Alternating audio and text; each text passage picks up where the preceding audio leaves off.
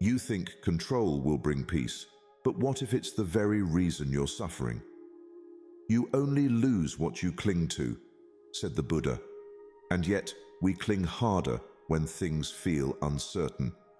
We panic, plan, obsess, hoping that if we just do enough, feel enough, prepare enough, we won't break. But life doesn't work that way. So let me ask you, how much of your stress, fear, and overthinking comes from trying to control things you never really could? In this video, we're not just talking about letting go. We're learning how to build mental strength by doing it. You'll uncover the mindset shift that transformed warriors, monks, and philosophers into unshakable minds. The problem is real. Life is chaotic, unpredictable, and brutally indifferent. But once you learn this one rule, everything gets easier. If you're going to get anything out of this video, just get that. That's all you need to know in life. And wait for the powerful bonus lesson at the end. It might just set you free. Number 1. Let go or be dragged. Have you ever noticed how much of your suffering comes from trying to control the uncontrollable? There's a truth so simple, yet so difficult to accept. Let go or be dragged. Imagine holding a burning coal in your hand, clenching your fist tighter and tighter, thinking it will somehow protect you from the fire. But the longer you hold it, the more it burns. This is what we do with pain, anger, regret, clinging to it, hoping it gives us power or clarity, when all it really gives us is suffering. Buddhist philosophy doesn't ask you to stop feeling, it asks you to stop attaching. There's a vast difference. You only lose what you cling to. These words, attributed to the Buddha, cut through the noise of modern anxiety like a sword. Yet, letting go feels like weakness, doesn't it? Like surrendering control. But here's the paradox. By resisting reality, we become its prisoner. By accepting it, we become free. Have you ever held on to a thought or a memory, hoping it would change if you thought about it enough? Maybe it's the fear of an uncertain future, the guilt of something you didn't say, or the idea that your life should look different by now. What if the resistance itself is what's making you feel stuck? In the words of a Zen teaching, let go or be dragged. The dragging isn't life, it's your refusal to flow with it. Modern life sells us the illusion of control. We're taught to plan everything, prepare for every outcome, and predict every twist of fate. But what in you still resists the unknown? What part of you cannot sit still in uncertainty? Because that's where peace lives, not in the known, but in the space where you stop forcing clarity and allow things to be what they are. Ask yourself, what am I holding on to that no longer serves me? Maybe it's an identity, a belief, or an expectation that weighs on your spirit. The truth is, the tighter you grip, the more you suffer, and the more you release, the lighter life feels. Here's a powerful shift. Next time you feel overwhelmed, instead of saying, "Why is this happening to me?" try asking, "What am I still clinging to?" That question alone has the power to change everything. Take a moment right now. Is there something in your heart that's asking to be released? A tension you've been ignoring? A truth you've been afraid to accept? Maybe it's time. Not because life will suddenly become perfect, but because you will no longer be fighting it. Embracing uncertainty isn't giving up. It's growing up. It's walking with the storm rather than hiding from the rain. It's trusting that peace isn't found in answers, but in your ability to stand still inside the questions. And when you truly let go, not just in theory but in action, life doesn't get easier because the chaos ends. It gets easier because you stop clinging to the fire. Your peace begins the moment you stop arguing with what is. 2. Observe without absorbing. Storms don't ask for your permission. They come and go, wild and uninvited. But the sky never resists.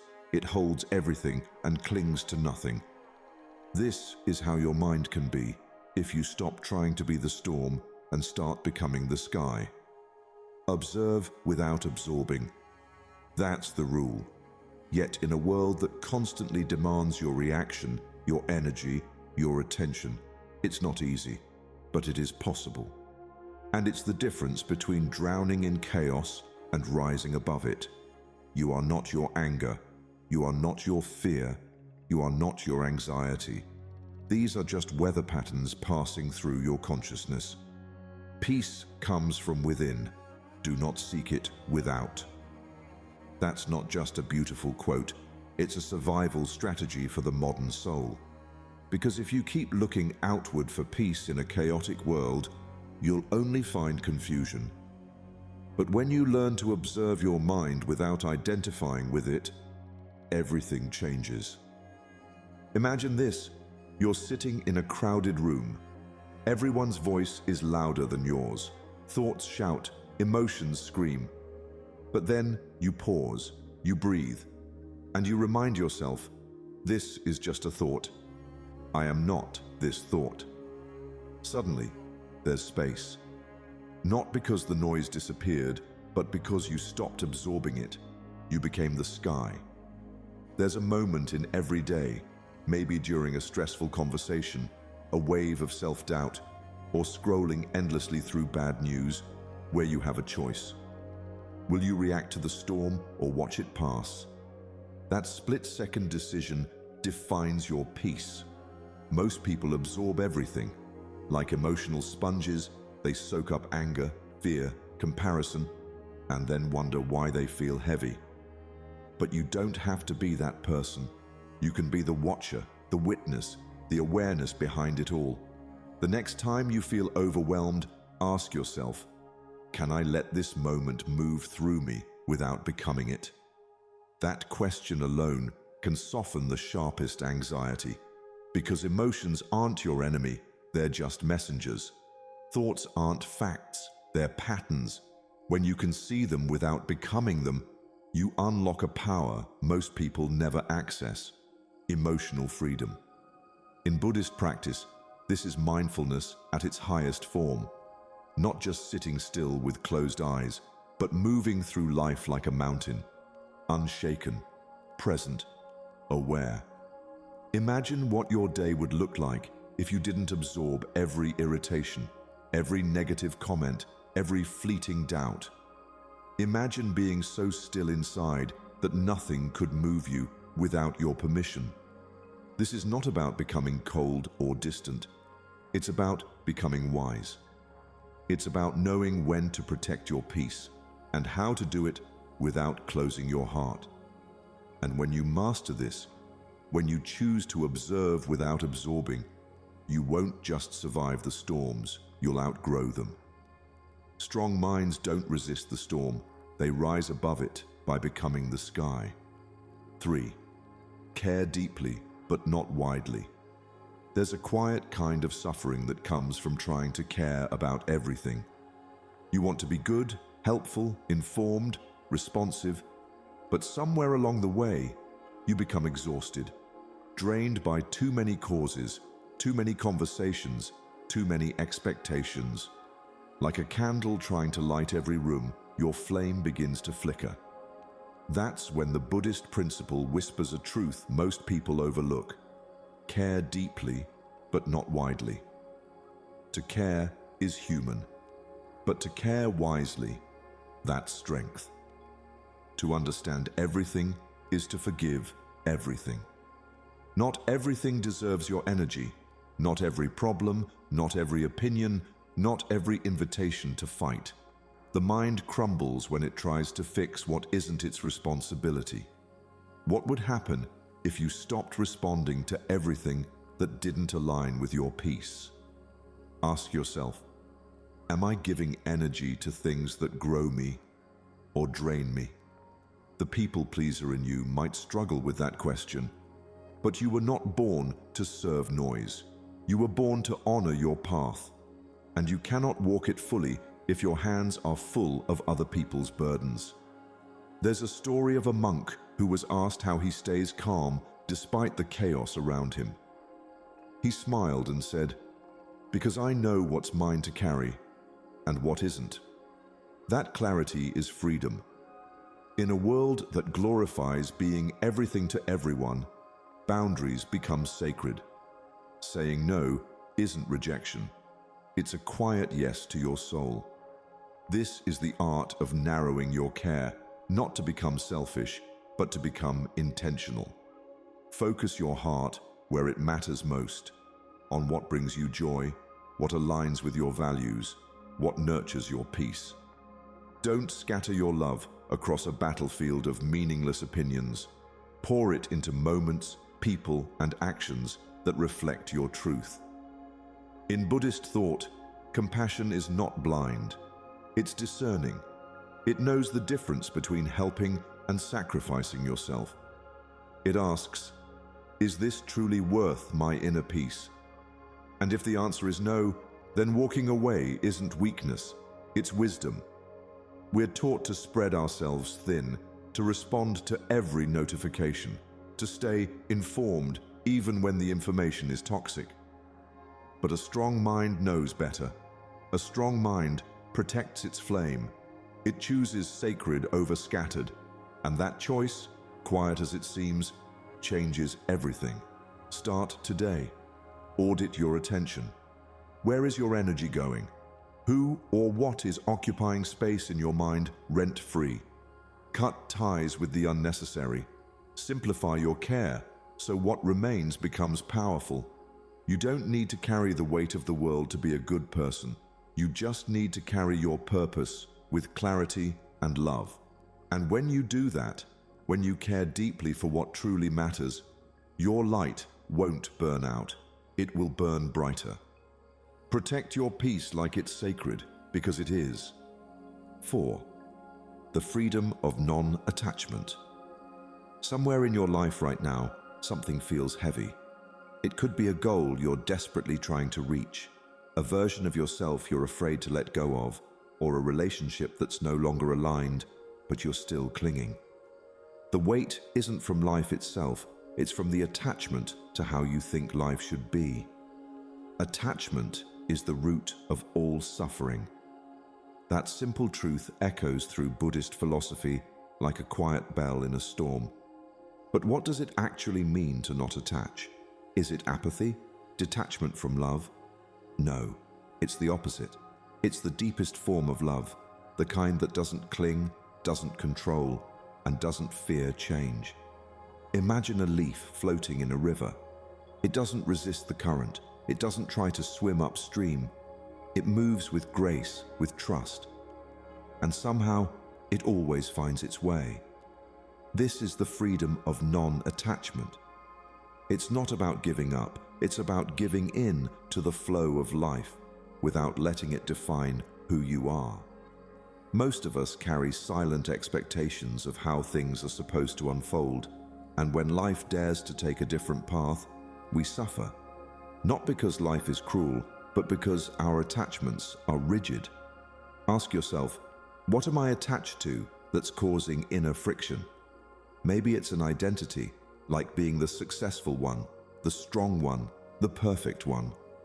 Maybe it's an outcome you've tied your worth to. But here's the truth. You can pursue a goal with passion without being attached to it. You can love deeply without fearing loss. You can exist fully without gripping life so tightly it breaks in your hands. Letting go isn't weakness, it's wisdom. It says, I trust what is. I don't need to force what isn't. And in that space, you'll notice something strange. Peace rushes in. A lightness, like dropping a backpack you didn't know you were wearing. And in that release, a question arises. If I let go, what might I discover in its place? The answer is always surprising. Clarity, presence, calm. A deeper connection to who you actually are, beneath the labels, beneath the noise. Non-attachment doesn't mean you stop caring. It means you start caring correctly, with awareness, with freedom. You begin to see that peace doesn't come from gripping life. It comes from flowing with it. You don't drown by falling into water. You drown by refusing to let go. Every day gives you a chance to practice this. When a plan falls apart, can you breathe through it without panic? When someone disagrees with you, can you listen without defending your ego? When uncertainty shows up, can you meet it with curiosity instead of fear? That's non-attachment. That's strength. Letting go isn't losing. It's remembering you were never meant to hold so tightly in the first place. 5. Respond, don't react. There's a moment, a split second, between what happens to you and how you respond. In that space lies everything: your peace, your power, your freedom. But most people never notice it. They react, instantly, automatically, like a match struck in the dark. Words fly, emotions surge, damage is done. And later they ask, why did I say that? Or why did I let it get to me? Buddhism teaches us a life-altering truth. Respond, don't react. Like a still pond reflecting the sky, clarity only comes when the mind is calm. A disturbed pond, like a disturbed mind, reflects nothing but chaos. You've been there. Someone says something cruel, a plan falls apart, an unexpected challenge hits you like a wave. Your body tenses, your mind races, and before you even think, you react. But what if you paused, just long enough to breathe, to see your emotion without becoming it? That pause is power. It's what separates mindful awareness from unconscious habit. As the Buddha once said, do not let the behavior of others destroy your inner peace. But to do that, you must first own your space, the stillness inside you that no storm can touch. Ask yourself, am I reacting out of emotion or responding from clarity? One leads to regret, the other leads to wisdom. Reactions are fast, hot, and chaotic. Responses are slow, intentional, and clear. Reaction is rooted in fear and ego. Response is born from presence. And presence can only happen when you're awake in the moment, when you've created enough space between the trigger and your choice. Picture this: a monk sitting in a noisy market. Chaos swirls around him, children shouting, merchants arguing, dogs barking. But he remains still, not because he's ignoring it, but because he's rooted in himself. He's not controlled by the outside. That's what it means to respond, to be centered enough that the world cannot shake you. Life will test you. People will push buttons. Challenges will knock at your door uninvited, but you always have a choice. Can I hold stillness in the middle of noise? That's the question. The next time you feel the heat rising, pause. One deep breath, one silent second. That is the difference between adding to the fire or being the one who puts it out. Mindfulness isn't passive, it's discipline. It's training your mind not to bite the hook of every emotion that passes through. And in that discipline, you begin to master yourself. You stop being a victim of what happens and start becoming the author of how you respond. That's the mark of a strong mind. Not control over the world, but control over your inner world. True power is not in how loudly you react, but in how calmly you choose to respond. 6. You are not your thoughts. Some days, your mind feels like a storm, thoughts spinning, doubts shouting, memories echoing louder than your breath. It's easy to believe that what you're thinking is the truth, that every fear means danger, that every judgment is valid, that every worry is a prediction. But Buddhism reminds us, the mind is everything. What you think, you become. And yet, you are not your thoughts. You are the sky, vast, still, and untouched, even when clouds pass through. Most people never question the voice in their head. the one that says, "You're not enough," the one that replays mistakes like broken records. But that voice is not you. It's just noise, a pattern, an echo of past conditioning. Just like clouds, thoughts drift in and out, but they don't define the sky. Your awareness, your ability to observe without attachment, is your true self, not the fear, not the story, not even the belief. Ask yourself, who am I beneath the mental noise? Close your eyes and listen, not to the voice, but to the silence beneath it. That silence is where peace lives. That's the part of you that notices without reacting. That's the real you. But most of us confuse thoughts with truth. We feel sad and say, "I am sad." We feel anxious and say, "This is who I am." But sadness is just a cloud. Anxiety is just weather. You are still the sky. There's a Buddhist practice called mental noting, where instead of reacting, you simply name the thought worry, planning, fear, judgment. Just naming it creates distance. It says, "I see you, but I am not you." That space is where transformation begins. That space is your power. Every time you recognize a thought and don't get pulled into it, you break a link in the chain of unconscious suffering. Ask again, is this thought helpful or just a habit of fear? Not all thoughts deserve your belief. Not all inner voices deserve your energy. Your job is not to fight the thoughts, it's to see through them, to observe them like leaves floating down a stream.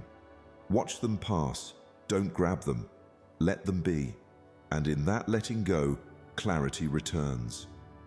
This is how strong minds are built, not by having perfect thoughts, but by learning to disidentify from them, by remembering you are not the content of your mind, you are the awareness that notices the content.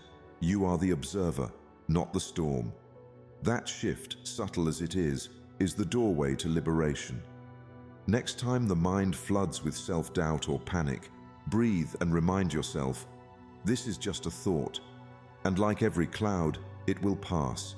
The sky always remains. You always remain.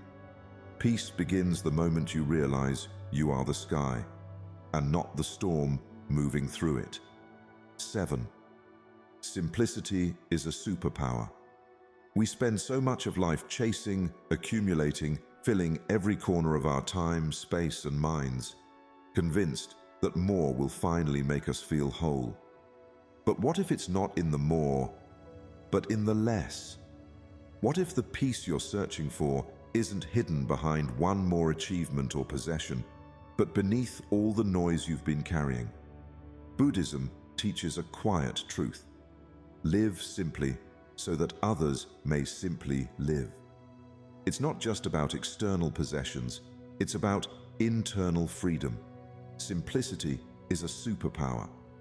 Think of a lotus. It doesn't grow in chaos. It rises from still water, not through force, but through alignment. In the same way, your mind, your life, your soul cannot bloom in clutter. Emotional clutter, mental clutter, digital clutter, expectation clutter. We hold on to so much and wonder why we feel heavy. Ask yourself, what am I holding on to that complicates my life? Maybe it's an identity that no longer fits. Maybe it's trying to impress people who don't really see you. Or maybe it's just the habit of busyness that makes silence feel unfamiliar. The modern world praises complexity. More goals, more speed, more stuff. But Buddhist wisdom invites us into a different rhythm. The deeper one. The one that doesn't shout but whispers. The one that says, you don't need more to be more. Clarity doesn't come from gaining. It comes from letting go. When the water is still, it reflects clearly. When the mind is clear, you begin to see what truly matters. Simplicity is not about poverty. It's about focus. It's not the absence of ambition, but the presence of intention. It asks, does this serve my peace? And if the answer is no, you gently release. You stop chasing every opinion, every notification, every comparison. You create space, space to breathe, to listen, to be.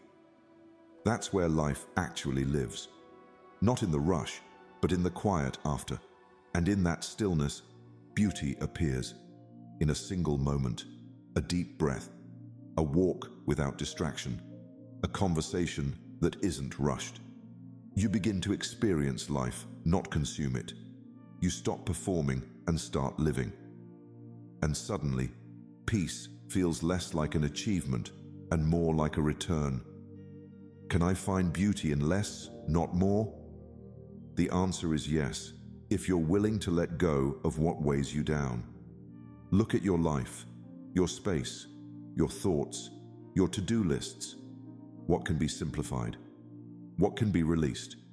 Because the simpler your life becomes, the stronger your mind becomes. Less distraction, more presence. Less fear, more clarity. Less noise, more depth. This is the path of the strong-minded, not to dominate the world, but to declutter it from within. To walk lightly, think clearly, and love deeply, without needing everything to feel complete. A calm life isn't found by adding more.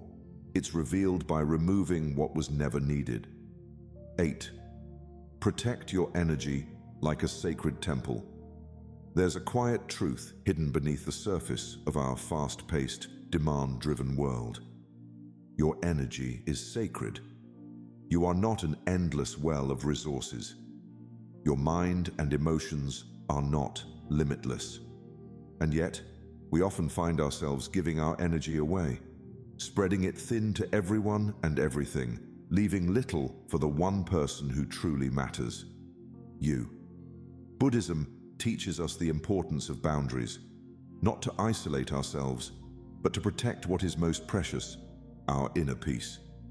You are the gatekeeper of your inner monastery, the protector of your own well-being.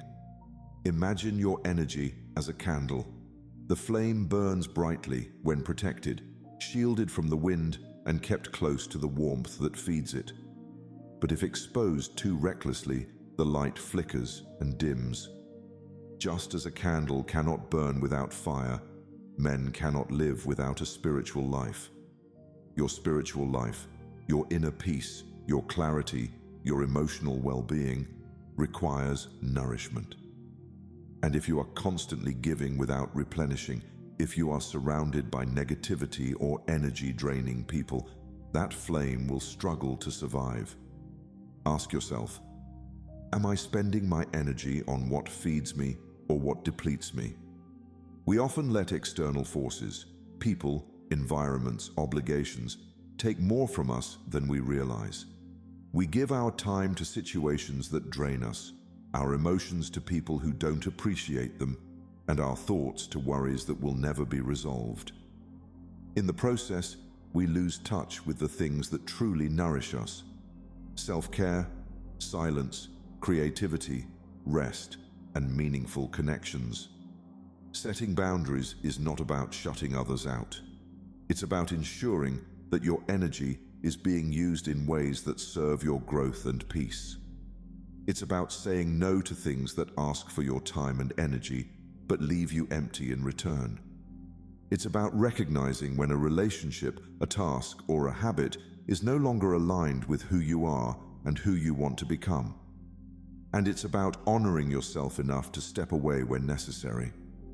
In a world that constantly demands more from us, it's easy to forget that we are not required to give everything we have. Boundaries allow us to preserve our energy, to protect our inner sanctuary, and to offer our time and care only where it will be received with the same respect. Creating space for yourself is not selfish, it's essential. It's the practice of maintaining your strength so that you can show up fully for what truly matters. Ask, what boundaries do I need to honor myself? Maybe it's limiting your exposure to negativity, stepping back from toxic relationships, or simply learning to say no without guilt. These boundaries are the walls of your sacred temple. They protect your peace, your purpose, and your passion. And when you nurture these boundaries, you create space for the things that truly light you up, the things that energize your soul. You are the guardian of your own energy. Tend to it as you would a flame, for it is your light in the darkness. 9. Surrender is not weakness, it's wisdom. There's a quiet strength in surrender, a wisdom that is often misunderstood. In a world where we're constantly told to fight, strive, and control, the idea of surrendering can feel like weakness. But the truth is, surrender is not about giving up. It's about giving in to the flow of life. Like water, which gracefully flows around obstacles, surrender allows us to navigate through life without losing our way. It doesn't fight the current, it embraces it, and in doing so, it moves with ease and purpose, unburdened by unnecessary resistance. Buddhism teaches that we cannot control everything. We cannot dictate every outcome, nor can we prevent life's challenges from arising. But what we can do is choose how we respond. In the end, only 3 things matter: how much you loved, how gently you lived, and how gracefully you let go of things not meant for you. In these words lies the essence of surrender, not as a sign of defeat, but as an act of wisdom and grace. When we surrender, we release the need to control what cannot be controlled, and in that release, we gain freedom from suffering. Consider the times in your life when you have fought against reality, when you resisted what was happening, hoping it would change, only to find yourself exhausted and more frustrated. The truth is, resistance often creates more pain. It's in the acceptance of what is, rather than in the attempt to change it, that we discover peace. Acceptance is not about passivity. It's about embracing the present moment, no matter how difficult, and finding power in that acceptance. Ask yourself, am I resisting life or flowing with it? Resistance comes from the fear of the unknown, the anxiety of not having control over every detail. But in reality, life is unpredictable. No amount of worrying, planning, or controlling can guarantee outcomes. And so, in embracing uncertainty, we stop struggling against what is and start flowing with what comes. We stop fighting and start living in harmony with the unfolding of our journey. To surrender is to let go of the illusion of control and allow life to reveal itself in its own time and form. It's about making peace with the unknown, with the things we cannot change. In surrendering, we free ourselves from the grip of fear, worry, and expectation. Instead of constantly swimming against the current, we begin to trust the flow, knowing that everything is unfolding as it should. The practice of surrender doesn't make us weak, it makes us wise. It gives us the courage to embrace life as it is, without resistance, without expectation, and without fear. And in doing so, we find our true strength, not in controlling everything, but in letting go of the need to. True power lies not in control, but in the wisdom to surrender, to flow, and to trust the journey. 10. Choose peace over being right. There's a profound power in choosing peace over being right. We live in a world where the desire to win arguments and defend our point of view can be all-consuming. But what if the real victory lies not in being right, but in letting go of the need to be? Imagine a person constantly fighting battles, always arguing to prove their worth, their ideas, their truth. It's like pouring water into a cracked bowl. No matter how much you give, it will never be enough, and in the end, all you have is emptiness. In trying to be right, we lose sight of what truly matters, our inner peace. Buddhism offers a simple but powerful lesson. Better than 1,000 hollow words is one word that brings peace. This quote speaks to the heart of our struggles in modern life. We often engage in endless debates, clinging to the idea that we must be right in order to feel validated or heard. But in truth, this never brings us the satisfaction we expect. Arguments are like storms, brief and intense, but often leaving destruction in their wake. They leave us drained, conflicted, and disconnected. The peace we so desperately seek slips further away the more we invest in the need to win. Ask yourself, do I want to be right or do I want to be free? In any disagreement, there's always a choice. You can stand firm on your position, trying to convince the other person of your truth, or you can choose peace, both for yourself and the other person. This doesn't mean you ignore your own values or let people walk all over you. It simply means that you don't need to engage in every conflict, and you don't need to defend your ego at the expense of your tranquility. Letting go of the need to be right can be a form of liberation. You release the grip of your ego and allow the space for calm to enter. This choice is a powerful one. It's not just about avoiding conflict for the sake of harmony, but about prioritizing your peace over the temporary thrill of being validated in an argument. In relationships, at work, and in everyday interactions, the goal is not to win the battle, but to cultivate an atmosphere where mutual respect and understanding can flourish. The greatest victory is not proving that you are correct, but creating an environment where both parties can feel heard, valued, and respected. When you choose peace over being right, you free yourself from the endless cycles of defensiveness and anxiety. You don't need to prove your worth or your ideas to anyone. Your truth stands on its own, without needing constant reinforcement. In this freedom, you begin to experience life more fully, unburdened by the weight of constant conflict.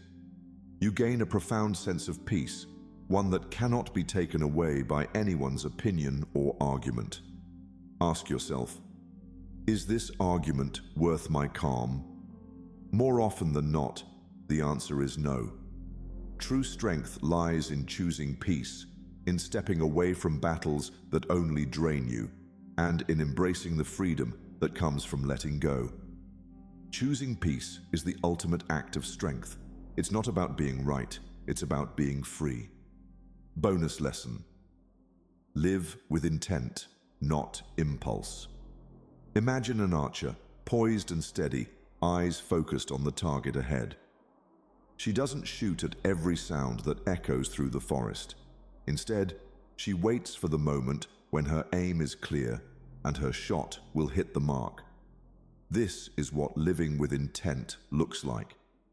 In the chaos of everyday life, it's easy to act impulsively, reacting to every distraction, every emotion, every thought that crosses our mind. But what if we lived with more intention, with the clarity of that archer? What would change if we paused before reacting, choosing our actions with care and mindfulness? Buddhism teaches us that what we are today comes from our thoughts of yesterday, and our present thoughts build our life of tomorrow. This profound insight reminds us that our choices today are the foundation for the life we create tomorrow. It's not about reacting to the chaos of the world around us, but about responding with purpose, aligning our actions with our deepest values. When we let our impulses rule our decisions, we act from a place of chaos, often regretting the outcomes. But when we choose to live with intention, we are guided by wisdom, clarity, and a deeper sense of peace. Take a moment and ask yourself, what would a peaceful, intentional version of me do today? Start each day with this question and let it guide your actions. In the hustle and bustle of life, we often forget to check in with ourselves, to assess whether our choices align with who we truly want to be. Instead, we follow the flow of external demands, reacting to situations without considering their long-term impact. But when we ask ourselves this question, we tap into a sense of direction that isn't swayed by the noise around us. Living with intent means slowing down, creating space between stimulus and reaction. It means not rushing into decisions, but taking a breath, reflecting, and choosing the path that aligns with our highest self. So often, we act in haste, driven by fear or stress, only to look back and wish we had been more thoughtful. By slowing down and checking in with our values, we give ourselves the opportunity to make choices that are in harmony with who we truly are, rather than reacting out of impulse. Ask yourself, am I making this choice from wisdom or reaction? When we act out of reaction, we are often led by our emotions or by the expectations of others. But when we act with wisdom, we take the time to reflect, to center ourselves, and to make decisions that reflect our true intentions. Living with intent is not about rigidly controlling every moment, but about choosing to respond mindfully, even in the face of uncertainty. It's about moving through life with a sense of purpose and awareness, knowing that each action is a step toward creating the life we truly desire. So next time you feel the pull of impulse, ask yourself, what would happen if I slowed down?